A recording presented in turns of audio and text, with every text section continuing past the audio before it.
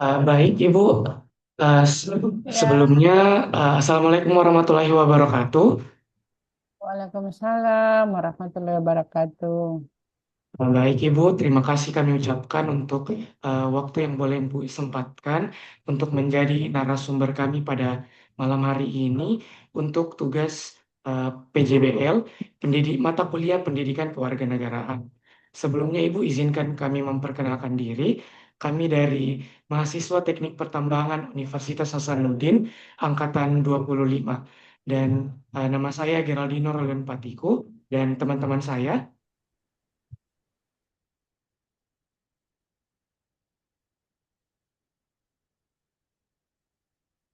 Baik Bu, perkenalkan nama saya Andi Muhammad Syawal dengan akhiran NIM 25 dan teman saya selanjutnya Bu. Eh, Perkenalkan Ibu, nama saya Muhammad Iqbal Makalak dengan akhiran NIM 45.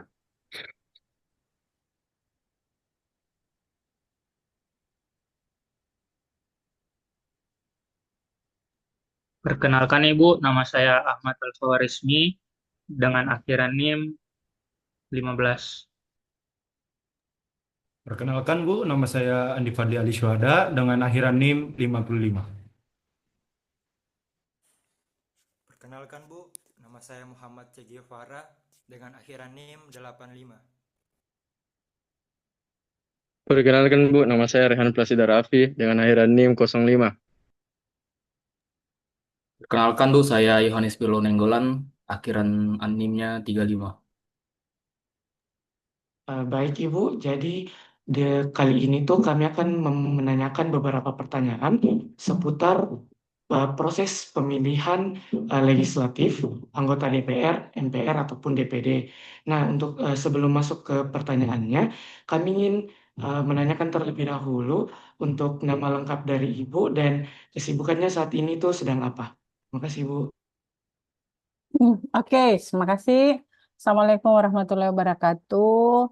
Eh, saya sangat senang sekali, Waalaikumsalam. ya, saya sangat senang sekali anak-anak muda kayak kalian ini eh, berinisiatif untuk mengenal satu isu yang cukup, menurut Ibu cukup bagus untuk dipaham.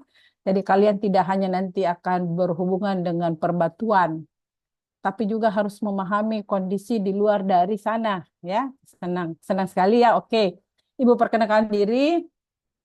Nama lengkap Ibu Husaimah Husain SHM Hung.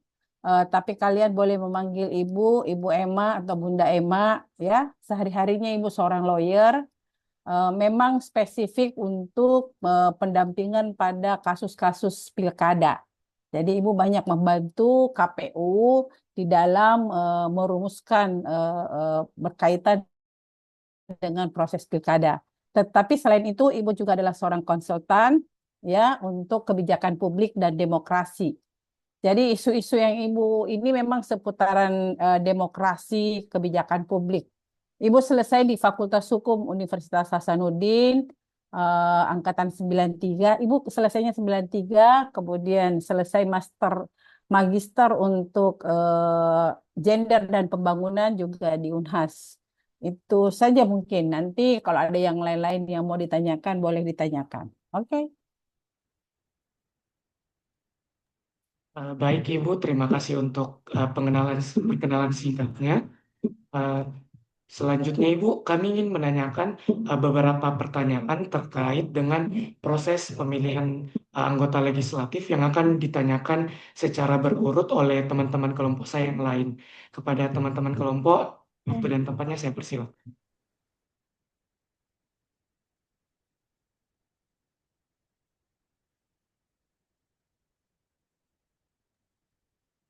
Baik Ibu, saya akan bertanya mengenai pemilihan legislatif. Tentu Ibu sudah pernah mengikuti pemilihan legislatif. Apakah Ibu bisa menceritakan sedikit pengalaman Ibu tentang proses pemilihan legislatif tersebut, Bu? Oke, eh, terima kasih. Jadi, eh, Ibu punya pengalaman mengikuti proses pemilihan legislatif. Sebetulnya pengalaman Ibu cukup banyak ya berkaitan dengan pemilihan umum karena Ibu pernah mengikuti pemilihan secara nasional, kemudian legislatif. Nah, kalau pengalaman Ibu dalam mengikuti pemilihan legislatif tentu dari tahun ke tahun, ya 5 tahun itu akan pasti berbeda, ya pasti berbeda. Selama mengikuti pemilihan legislatif standar ya standar karena kan regulasinya jelas, regulasinya standar ya, memilih siapa yang akan dicalon dari partai mana, kemudian nomor urut apa, jadi itu standar. Nah, eh, saya merasa bahwa di dalam pemilihan legislatif selama itu mengikuti standar aturannya kan yang penting di situ kalau pemilihan legislatif siapa orang yang akan dipilih, dia dari partai mana, kemudian orang itu punya punya track record bagaimana, karena kan sistemnya terbuka kan kita melihat siapa namanya dari partai mana saja.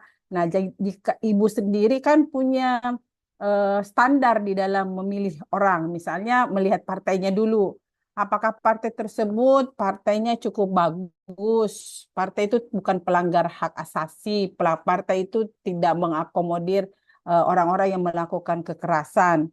Nah, setelah melihat partainya, kemudian kita akan cari eh, tentu karena ibu adalah aktivis perempuan, tentu ibu akan melihat perempuan-perempuan yang cukup punya kemampuan di partai tersebut untuk kita pilih.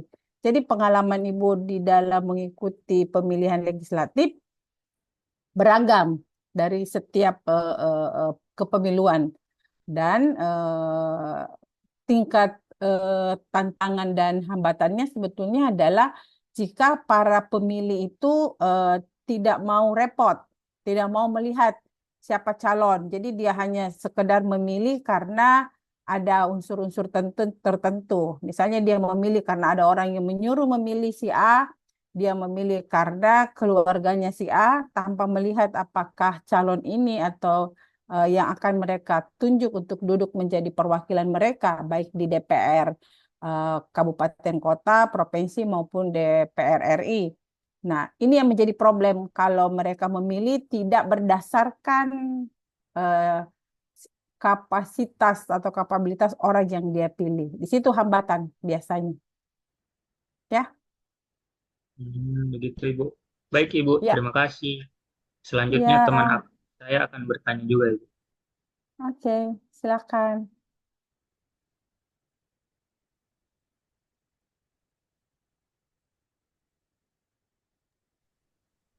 Baik Bu, saya mau izin bertanya. Ya, silakan. Adifa Kan tadi Ibu tadi. bilang ada masalah-masalahnya dalam pemilihan tersebut, tahu Bu. Jadi Ya, Ibu bisa ceritakan sedikit kah masalahnya itu lebih agak jelas, baru kira-kira solusinya Ibu itu bagaimana untuk masalah tersebut? oke. Jadi gini, kalau masalah, jadi ada dua masalah ya kalau kita memilih itu. Pertama, masalah secara internal. Internal itu di pemilihnya. Di pemilihnya artinya di ibu yang menjadi hak, Iya. mempunyai hak suara untuk memilih. Kemudian ada persoalan di eksternal. Di eksternal itu misalnya dari penyelenggaranya. Dalam hal ini misalnya penyelenggara ada KPU-nya, ada Bawaslu-nya, oh ya, kemudian di situ. Nah, kalau pertanyaannya masalahnya di pemilih, di ibu sendiri, ibu tidak merasa terlalu banyak di internal karena kenapa? Sebelum ibu memutuskan siapa yang akan ibu pilih, ibu sudah tracking dulu. Ibu sudah tahu, oh ini misalnya di dapil tempatnya ibu kan tinggal misalnya di Kecamatan Tamalan Rea, misalnya dapil itu, ibu sudah lihat, sudah tahu, harus tahu kan siapa yang di dapil itu dia dari partai mana. Nah, biasanya persoalan atau hambatan atau tantangan itu datangnya dari dari eksternal. Misalnya begini, persoalan yang utama adalah misalnya apa ya, daftar pemilih, ya daftar pemilih kan biasanya kacau, kacau balau itu karena ada orang yang sudah terdaftar, ada yang terdaftar tapi sudah meninggal atau ada yang terdaftar sudah. Nah, Bagaimana memastikan pendataan itu betul-betul bagus. Yang kedua adalah misalnya kesiapan penyelenggara ke tingkat bawah, ketersediaan alat-alat, misalnya khusus untuk alat-alat untuk penyandang disabilitas, misalnya apakah tersedia TPS yang akses, kemudian apakah tersedia surat suara dengan menggunakan braille bagi mereka yang netra, ataukah mereka yang misalnya tidak harus mendapatkan pendamping. Jadi persoalan yang paling besar itu memang adalah kesiapan penyelenggara di dalam melaksanakan pemilihan itu.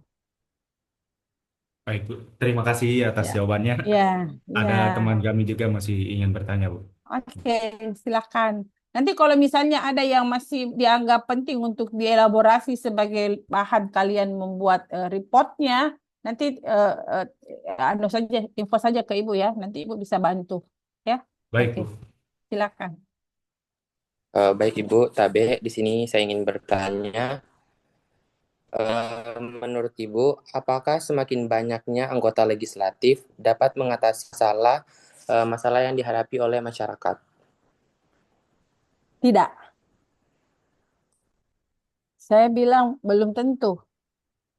Jadi gini, keterpilihan para anggota DPR sebetulnya itu kadangkala tidak berhubungan langsung dengan penyelesaian masalah di masyarakat. Kenapa? Banyak sekali anggota DPR yang duduk menjadi anggota DPR itu sementara mereka tidak memahami apa sebetulnya yang dia mau lakukan. Di dalam proses memahami apa yang menjadi fungsi tupoksi mereka kan ada 3 tuh. Mereka melakukan legislasi, membuat kebijakan, kemudian 1 budgeting, bagaimana penganggaran, kemudian ketiga bagaimana kontrol. Kalau para anggota DPR tidak memahami fungsinya, agak kesulitan misalnya dia bisa mau mengetahui bagaimana persoalan masyarakat. Pada saat mereka turun, misalnya reses, untuk menggali apa yang menjadi persoalan masyarakat. Kemudian bagaimana mereka menghubungkan antara usulan-usulan masyarakat melalui proses musrembang dengan proses-proses pada saat mereka melakukan turun untuk mengetahui apa sebetulnya masalah yang dihadapi oleh masyarakat. Kalau mereka tidak punya kemampuan untuk itu, tentu mereka tidak akan bisa memahami problem masyarakat yang sesungguhnya apa. Apalagi kalau mereka tidak bisa memahami isu-isu yang terkait dengan persoalan-persoalan masyarakat. Khususnya misalnya isu-isu yang berkaitan dengan permasalahan yang ada di masyarakat marginal, misalnya, atau kelompok-kelompok masyarakat yang miskin. Masalah apa sih yang mereka hadapi? Nah, kalau anggota DPR-nya juga tidak mau belajar, tidak mau meningkatkan skill-nya, tidak mau meningkatkan sumber dayanya, pasti dia akan kesulitan untuk memahami apa persoalan masyarakat. Karena di dirinya sendiri juga belum siap. Mereka tidak memahami tupoksi. Jadi kalau menurut saya, bayangan saya, sebelum menjadi anggota DPR, mereka sebetulnya sudah harus memahami persoalan. Jadi jangan terpilih menjadi anggota DPR karena money politik misalnya. Dia membagi-bagi apa semua khusus untuk menarik suara. Kalau mereka terpilih dengan money politik, tentu pikiran mereka tidak akan fokus kepada persoalan masyarakat. Karena mereka terpilih bukan memahami masalah masyarakat, bukan pemilih memberikan suaranya karena mereka memang ini, tapi pemilih memberikan suara karena mereka dibayar. Nah, itu persoalan tersendiri. Jadi mereka banyaknya anggota DPR yang duduk di DPR kota, provinsi maupun DPR RI itu tidak berhubungan langsung atau tidak bisa dipastikan bahwa banyak itu bisa memastikan bahwa mereka bisa memahami persoalan masyarakat. Karena untuk memahami persoalan masyarakat mereka harus turun ke dapil. Mereka turun ke dapil, tapi kalau mereka tidak mampu untuk mengetahui problem apa saja yang ada di masyarakat, itu juga kesulitan mereka untuk merespon itu. Itu ya. Terima kasih Bu atas jawabannya. Selanjutnya teman saya masih Sama-sama. ada yang ingin mau bertanya. Oke, silakan. Baik Bu, Abe, jadi pertanyaan saya itu Bu, pastinya tentang yang legislatif. Jadi dari perspektif Ibu sendiri yang Hmm? pernah Ibu pernah merasakan sebagai mahasiswa, apakah Ibu Hmm? merasa bahwa kinerja DPR itu yang terpilih sudah mencerminkan aspirasi masyarakat, Ibu?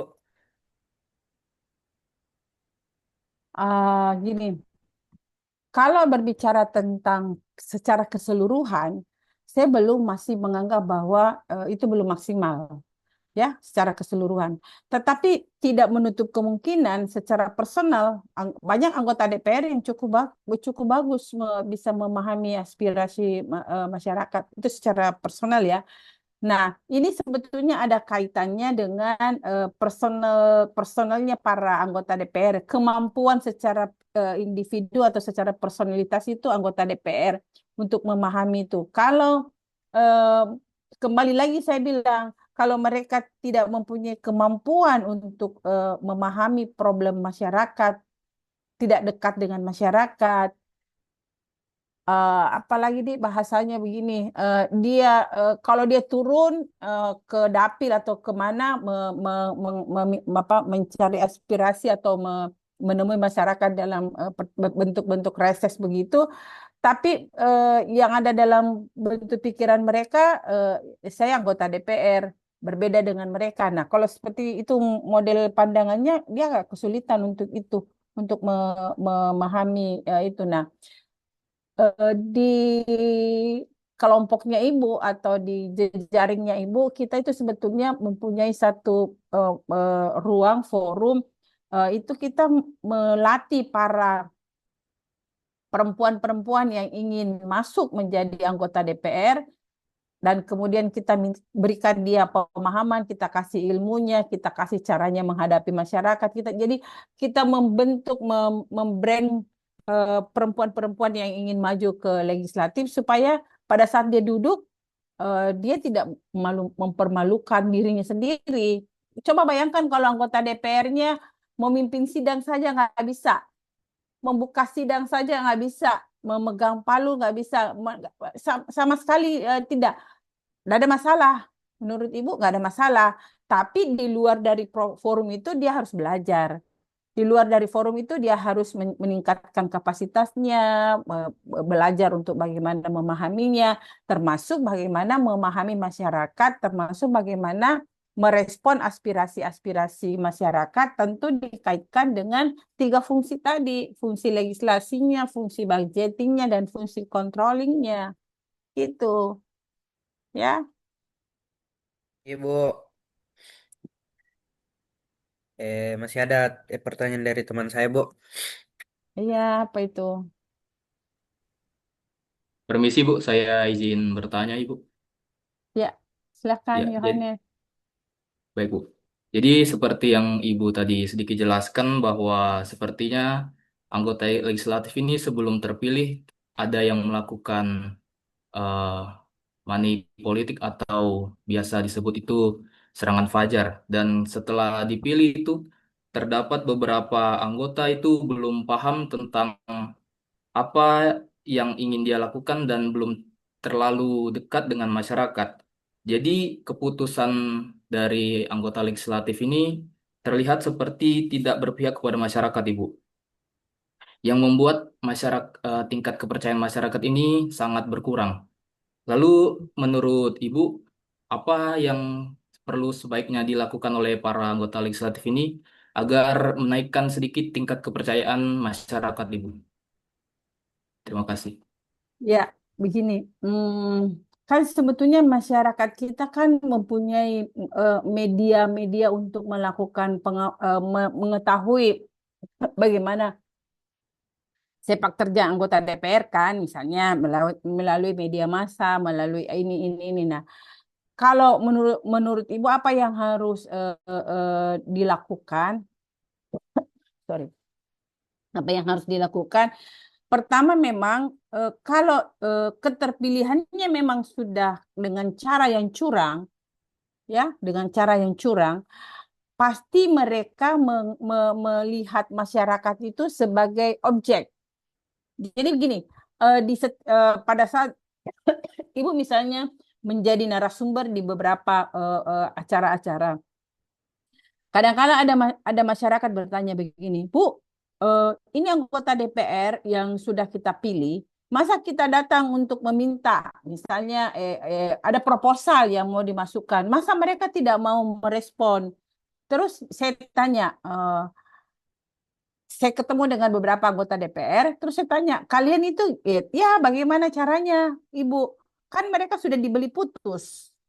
Saya kemudian berpikir, apa yang dimaksud dengan dibeli putus? Oh ya, dimaksud dibeli putus itu adalah mereka-mereka yang memilih karena money politik, itu tidak akan mungkin dihitung lagi oleh para anggota DPR. Karena mereka menganggap selesai ada suara, ada uang, semua selesai. Jadi kalau misalnya kalian nanti kalian semua nanti ini nanti mau memilih untuk masuk ke jalur itu, jangan sekali-sekali menggunakan cara-cara yang kurang baik. Karena kenapa? Masyarakat kalau misalnya gini, masyarakat berharap setelah pemilu, setelah kalian anggota legislatif duduk, mereka akan diperhatikan. Minimal dapilnya akan diperhatikan, minimal kesejahteraannya akan diperhatikan, minimal misalnya jalanan-jalanan tani atau jalanannya yang bisa. Tapi anggota DPR berpikir begini, kenapa kau masih mau meminta? Bukannya saya sudah membeli kalian dengan cara memberikan uang. Jadi satu, semua cara-cara keterpilihan karena dengan menggunakan cara-cara yang tidak benar, itu pasti akan membuat gap antara yang dipilih dengan memilih. Karena yang dipilih bilang begini, sudah mau kau kasih uang. Terus yang memilih juga, sudah mau kau dapat uang. Untuk apa lagi kau berharap banyak di saya? Nah, itu yang pertama. Nah, untuk menghindari atau memberikan bagaimana kepercayaan masyarakat itu, ah, kan anggota DPR punya forum-forum, ada forumnya, ada reses, ya, ada kunjungan ke dapil, ada bla bla bla, banyaklah yang forum-forum. Nah, di dalam forum-forum seperti ini, tentu anggota DPR kan tidak mau hanya terpilih sekali. Pasti dia akan berharap akan periode berikutnya, pemilihan berikutnya dia akan tetap maju lagi. Nah, dia harus menyimpan hubungan-hubungan baik, memperhatikan para anggotanya, para pemilihnya di dapil itu, merawat para pemilihnya di dapil itu. Nah, bagaimana caranya merawat kalau misalnya anggota DPR-nya sendiri tidak punya apa ya, memperhatikan para pemilihnya itu tidak dengan sungguh-sungguh. Kesulitannya di situ. Jadi kalau misalnya bagaimana memahami aspirasi, kalau modelnya pemberian suaranya secara putus, ada uang, ada suara, jangan berharap di situ ada proses-proses aspirasi yang bisa berjalan. Jadi seperti itu, ya, Yohanes ya, seperti itu. Atau Yo. Yohanes punya pemahaman tersendiri. Jangan mengikuti semuanya, Ibu. Kalian boleh debat juga bahwa kan kenyataannya kalian kan sudah memilih nih, sudah pernah sekali kan memilih kemarin? Udah Iya, Bu. pernah kan? Nah, Iya Bu, kalian juga pernah Bu. kan kalian juga bisa merasakan apakah kalian memilih karena orang tua yang suruh, atau kalian memilih karena keluarga, atau kalian memilih karena melihat orangnya ini masih muda, punya ini. Itu adalah cara-cara kalian untuk menentukan sikap dalam memilih seseorang. Kalian boleh juga memunculkan pendapatnya, jangan informasi dari ibu saja. Boleh didebat juga. Menurut kalian tidak seperti itu, Bu. Begini, begini, itu jadi lebih bagus ya. Oke. Baik, Bu. Terima kasih penjelasannya, Bu. Ya, Mungkin teman saya ada sama-sama. yang ingin bertanya lagi. Oke, silahkan. Permisi Bu, mungkin ini pertanyaan terakhir dari kelompok kami. Tadi Ibu sempat menyinggung tentang praktik money politik. Saya izin bertanya, melihat banyak calon-calon anggota legislatif dari setiap periode yang masih menggunakan praktik money politik dalam mendapatkan suara masyarakat. Bagaimana pendapat Ibu agar hal tersebut dapat berkurang? Kan begini, eh, ada kan yang namanya program pendidikan politik yang seharusnya dilakukan oleh partai kepada anggota. Tapi pendidikan politik itu juga dilakukan oleh pemerintah melalui Kesbangpol karena dia itu bagian itu ya. Kemudian pendidikan politik juga dilakukan oleh para penyelenggara, katakanlah misalnya KPU atau Bawaslu. Pendidikan politik juga dilakukan oleh namanya non-government organization atau lembaga swadaya masyarakat. Itu melakukan pendidikan politik. Semua sebetulnya dilakukan untuk mengedukasi masyarakat untuk tidak terjebak di dalam praktek-praktek money politik. Tapi ternyata kesusahannya itu Ibu waktu pilkada pemilihan legislatif dan kabupaten kota kemarin pilkada kemarin di 24 kabupaten kebetulan kantor Ibu membuat satu riset bagaimana perilaku pemilih dalam pilkada. Ada 5 poin yang hasil itu. Pertama, money politik yang sangat kencang ya, tinggi. Kemudian penyebaran berita bohong, hoax itu. Kemudian netralitas ASN itu. Kemudian bagaimana politisasi ya, politisasi keagamaan ya. Itu ada 5. Nah, kenapa money politik itu menduduk salah satu dari 5 poin besar itu? Karena banyak pemilih kita, Ibu juga tidak mau bilang mereka apatis karena sebetulnya pada saat mereka berdiskusi mereka juga kritis, mereka juga punya kesadaran yang menjadi apa ya, yang menjadi problem utama sebetulnya bagi mereka itu adalah kadang-kala misalnya mungkin memang serangan, kalau tadi katanya serangan Fajar, sekarang sudah tidak lagi Fajar, serangannya itu pada saat menjelang ke TPS itu sudah serangan di situ.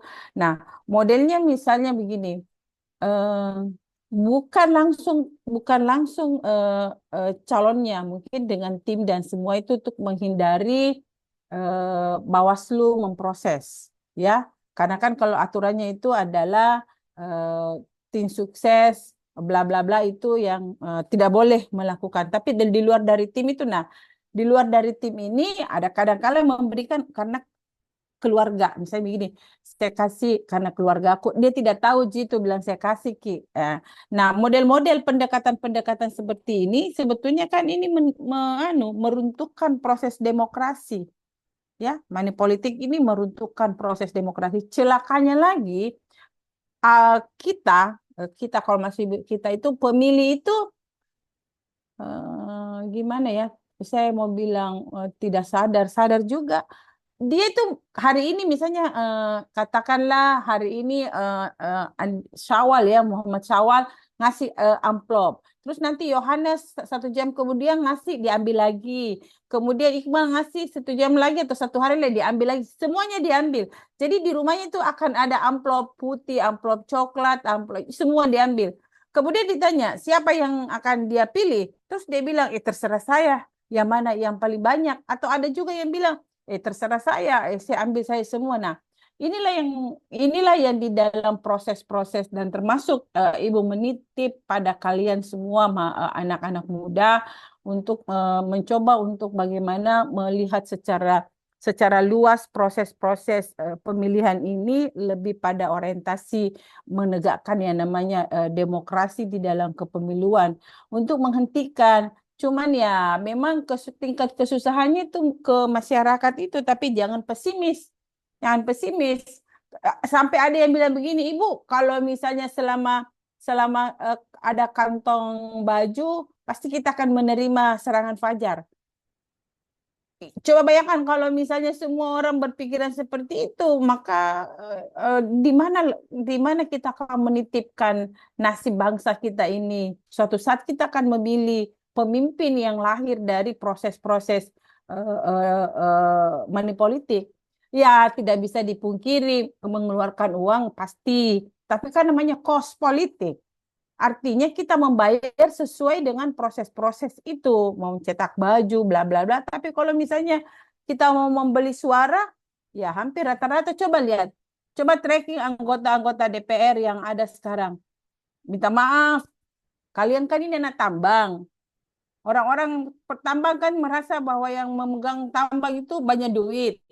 Nah, kalau dicukomi sama orang-orang yang punya itu, pasti misalnya mereka akan melejit. Nah, kalian-kalian nanti kalau selesai nanti, ya kalau kalian banyak duit, janganlah masuk pada fokus-fokus yang seperti itu.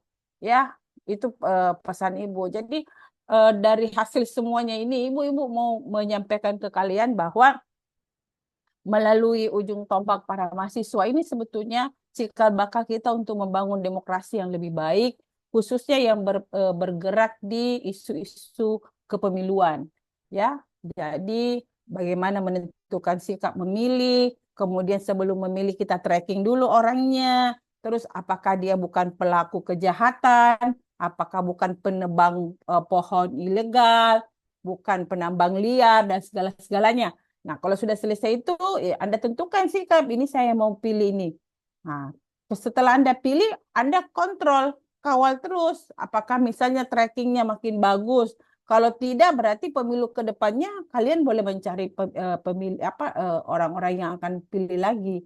Nah, begitulah siklus-siklusnya kalau kita mau melihat bagaimana proses pilkada ini berjalan dengan baik. Seperti itu, C. Oke Bu, terima kasih atas jawabannya. Tapi ngomong-ngomong ini Che Guevara ini itu film itu kau diilhami sama orang tuamu ngasih nama Che Guevara itu apa? Itu pejuang yang di sana tuh. Alhamdulillah Islam dari lahir Bu. Oh iya itu mantap itu. Oke, begitu ya. Jadi ya, konklusi dari semua pertanyaan kalian, Ibu mau kasih rangkumannya bahwa di dalam pemilihan legislatif pasti ada persoalan. Persoalannya itu dari eksternal dan internal. Kalau di internalnya itu pasti di kita, pemilihnya. Mau dikasih duit nggak? Kalau tidak ya berarti kita memilih sesuai dengan hati nurani kita. Di eksternalnya pasti dari misalnya regulasinya sendiri, kemudian pelaksananya KPU, sampai jajaran ke bawah, Bawaslu sampai jajaran ke bawah, kemudian banyak. Nah, itu dan kemudian terakhir ya bagaimana menghindari money politik. Ya. Oke. Ada lagi? Kalau Baik nggak Ibu, ada lagi, ya. sebelumnya terima kasih banyak. Kalau dari menurut saya sendiri Ibu, tadi kan Ibu sempat singgung terkait bahwa dalam praktiknya itu setiap anggota calon legislatif itu ada diberikan semacam sosialisasi atau pendidikan politik dari partai itu sendiri ataupun pemerintah. Nah, kalau menurut saya sendiri Ibu, eh, melihat track record belakangan ini, saya rasa langkah tersebut tidaklah maksimal pelaksanaannya, karena bisa kita lihat dari periode ke periode bahwa praktik money politik ini masih terus ada dan itu sangat sulit untuk dihilangkan. Dan kalau saya rasa sendiri Ibu, mungkin lebih baik kalau uh, para pelaku praktik money politik ini mungkin lebih dikasih hukuman Ibu. Dan nah Ibu sendiri kan di sini lawyer, mungkin hukumannya itu Ibu kalau praktik ini seperti apa? Apakah hukumannya cukup berat atau bagaimana? Karena saya rasa Ibu butuh sebuah hukuman untuk memberikan efek jera kepada para pelakunya. Oke, jadi begini, di dalam undang-undang pemilu itu jelas ya, tidak ada ancaman hukuman, ada denda, gitu ya. Tapi kan pertanyaannya begini, siapa namanya? Siapa namanya panggilannya? Geral ya. Geral Ibu. Ya Geral gini, masalahnya gini Geral, betul. Yang memberi adalah yang memberi dan menerima itu sama-sama mendapatkan. Nah, cuman kan problemnya begini, kalau ini kasusnya di dalam pilkada, itu tidak langsung yang si calonnya yang memberi, bukan juga tim yang ada di dalam SK itu untuk menghindari hukumannya. Jadi diambil orang lain, kan ini para pintar semua ini kan, mereka-mereka yang masuk ke ini untuk menghindari itu. Nah, misalnya begini, ada beberapa kasus, misalnya kepala desanya masuk penjara. karena misalnya dia terlibat di dalam mengarahkan para masyarakatnya di desa itu untuk memilih orang-orang tertentu. Kemudian membagi-bagi dan kemudian ketahuan misalnya ini money politik.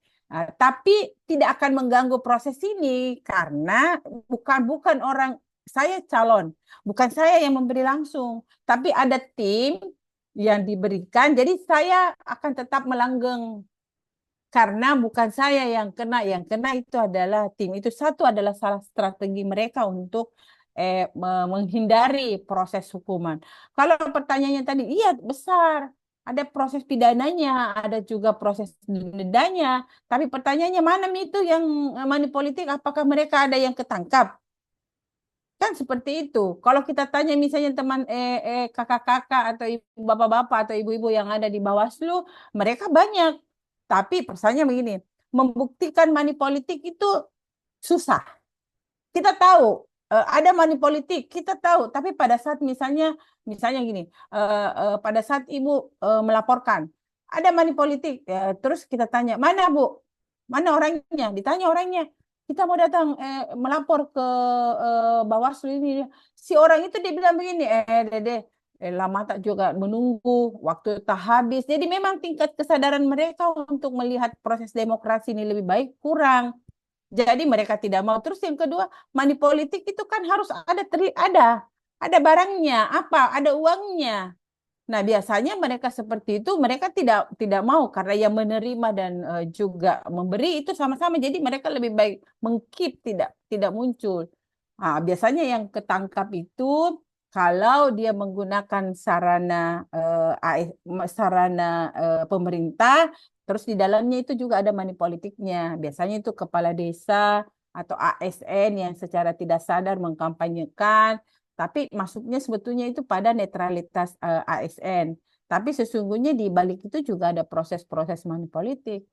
Jadi nanti kalau misalnya kalian mau menulis tantangan atau hambatan dalam pembuktian money politik itu ada pada kesadaran masyarakat untuk melapor. Kemudian biasanya mereka itu kan mana buktinya, mana uangnya yang kau terima.